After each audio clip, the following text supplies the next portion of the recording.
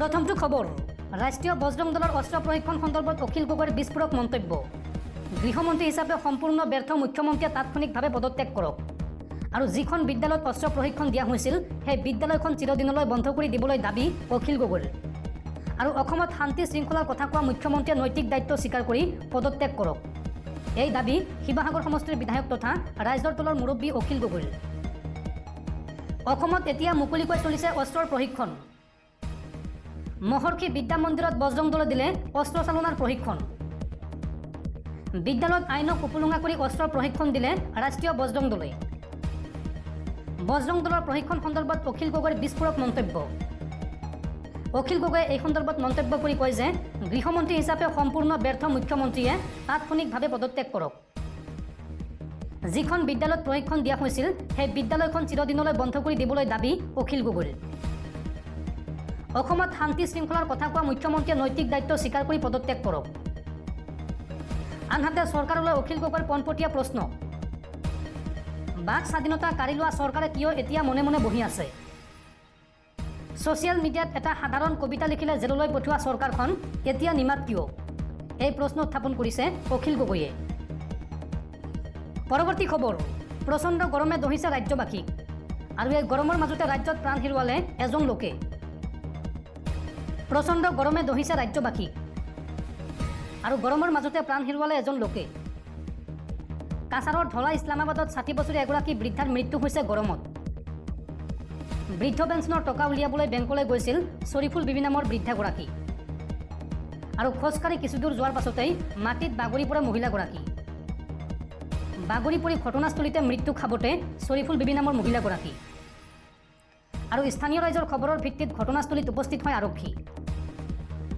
আৰক্ষীয়ে মৃতদেহ উদ্ধাৰ কৰি মৰণোত্তৰ পৰীক্ষাৰ বাবে শিলচৰ মেডিকেল কলেজলৈ প্ৰেৰণ কৰে পৰৱৰ্তী খবৰ ৰাজ্য কঁপাই যোৱা এছ আই জোনমণি ৰাভাৰ মৃত্যুৰ তদন্ত সন্দৰ্ভত ডাঙৰ খবৰ এইবাৰ চিবিআইয়ে তলব কৰিলে SP লীনা দলেক এছ আই জোনমণি ৰাভাৰ মৃত্যুৰ তদন্ত সন্দৰ্ভত ডাঙৰ খবৰ এইবাৰ চিবিআইয়ে তলব কৰিলে SP লীনা দলেক লগতে তলব কৰিছে তদানীন্তন 2 অতিৰিক্ত আৰক্ষী অধীক্ষক ক্ৰমে ৰুণা নেওগ আৰু ৰূপজ্যোতি কলিতাক এছ আই জোনমণি ৰাভাৰ মৃত্যুৰ সৈতে নাম সাঙুৰ খাইছিল এই 3গৰাকী আৰক্ষী বিষয়াৰ আৰু গুৱাহাটীৰ এটা গেষ্ট হাউচত অতি গোপনে জেৰা চলাইছে চিবিআইয়ে উল্লেখযোগ্য যে বঙাইগাঁও SP কনফাৰেন্সৰ পাছতে জেৰাৰ সন্মুখীন হৈছিল SP লীনা দলে পৰৱৰ্তী খবৰ মাদ্ৰাছাত বুলডোজাৰ চলোৱা মুখ্যমন্ত্ৰী হিমন্ত বিশ্ব শৰ্মাই অস্ত্ৰৰ প্ৰশিক্ষণ দিয়া বিদ্যালয়ত বুলডোজাৰ চলাবনে বিদ্যালয়ত মুকলিকৈ অস্ত্ৰৰ প্ৰশিক্ষণ ল'বলৈ ক'ত সাহস পালে হিন্দুত্ববাদী সংগঠন বজৰং দলে এইসমূহ প্ৰশ্ন উত্থাপন কৰি এইবাৰ গৰজি উঠিছে সদৌ অসম সংখ্যালঘু ছাত্ৰ সন্থা চমুকৈ আমছু মাদ্ৰাছাত বুলডোজাৰ চলোৱা মুখ্যমন্ত্ৰীয়ে এইবাৰ অস্ত্ৰৰ প্ৰশিক্ষণ দিয়া বিদ্যালয়ত বুলডোজাৰ চলাবনে এই প্ৰশ্ন আমছুৱে লগতে মন্তব্য কৰি কয় যে এই উত্তৰ দিয়ক মুখ্যমন্ত্ৰী হিমন্ত বিশ্ব শৰ্মাই বিদ্যালয়ত মুকলিকৈ অস্ত্ৰৰ প্ৰশিক্ষণ ল'বলৈ ক'ত সাহস পালে হিন্দুত্ববাদী সংগঠনে বিদ্যালয়ত অস্ত্ৰৰ প্ৰশিক্ষণ চলাটো অসমৰ বাবে এক ভয়াৱহ ইংগিত অসমত ভয়াৱহ সংঘাত হোৱাটো বিচাৰিছে নেকি হিমন্ত বিশ্ব শৰ্মা চৰকাৰে এই অপচেষ্টা বন্ধ কৰক মুখ্যমন্ত্ৰী হিমন্ত বিশ্ব শৰ্মাই এই আহ্বান জনাইছে আমছুৱে লগতে মন্তব্য কৰি কয় যে অস্ত্ৰ প্ৰশিক্ষণ লোৱা ব্যক্তিৰ ক্ষেত্ৰত আপোচ নকৰিবলৈ মুখ্যমন্ত্ৰীক আহ্বান জনায় উল্লেখযোগ্য যে মঙলদৈৰ এখন বিদ্যালয়ত বজৰং দলে দিছিল অস্ত্ৰৰ প্ৰশিক্ষণ হিন্দু সুৰক্ষাৰ নামত শ শ যুৱকৰ হাতত বন্দুক তুলি দিছিল ৰাষ্ট্ৰীয় বজৰং দলে আৰু তাৰ পিছতে এইবাৰ গৰজি উঠিছে সদৌ অসম সংখ্যালঘু ছাত্ৰ সন্থা চমুকৈ আমছু পৰৱৰ্তী খবৰ জিঅ'ৰ আন এক বৃহৎ ঘোষণা আজি জিঅ'ই মুকলি কৰিলে জিঅ' বুক লেপটপ মাত্ৰ 16,499 টকাত উপলব্ধ হ'ব এই বিশেষ লেপটপটো ৰিলায়েন্স জিঅ'ই মুকলি কৰিলে জিঅ' বুক লেপটপ মাত্ৰ 16,499 টকাত উপলব্ধ হ'ব এই বিশেষ লেপটপটো জিঅ' বুক লেপটপৰ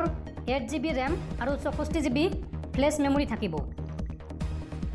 256GB লৈ এই মেমৰি এক্সপাণ্ডেবল লগতে 11.6 ইঞ্চিৰ HD ডিছপ্লেৰ লগতে ব্লুটুথ আৰু ৱাইফাইৰ সুবিধা প্ৰদান কৰা হৈছে এই লেপটপটোত জিঅ' বুক হ'ব এটা 4G লেপটপ শীঘ্ৰে ভাৰতৰ বজাৰত উপলব্ধ হ'ব এই জিঅ' বুক লেপটপ পৰৱৰ্তী খবৰ ৰাষ্ট্ৰীয় বজৰং দলৰ বিৰুদ্ধে এইবাৰ কঠোৰ হৈ পৰিছে আৰক্ষী ৰাষ্ট্ৰীয় বজৰং দলৰ অস্ত্ৰ শস্ত্ৰ প্ৰশিক্ষণস্থলীত উপস্থিত হৈছে আৰক্ষীৰ দল আৰু বিদ্যালয়খনত তন্ন তন্নকৈ তালাচী চলাইছে আৰক্ষীয়ে। এই মুহূৰ্তত সাংবাদিকক স্কুলৰ চৌহদত প্ৰৱেশ কৰিবলৈ দিয়া নাই আৰক্ষীৰ দলে।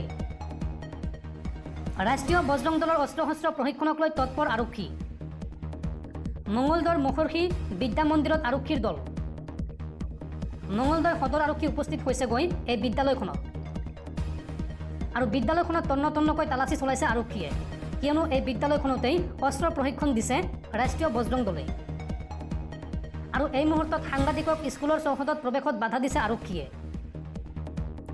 ৰাষ্ট্ৰীয় বজৰং দলে অস্ত্ৰ শস্ত্ৰ প্ৰশিক্ষণ দি আছে এই বিদ্যালয়খনৰ চৌহদত। আৰু এতিয়া এই সমগ্ৰ ঘটনাৰ তদন্ত কৰিব আৰক্ষীৰ দলে।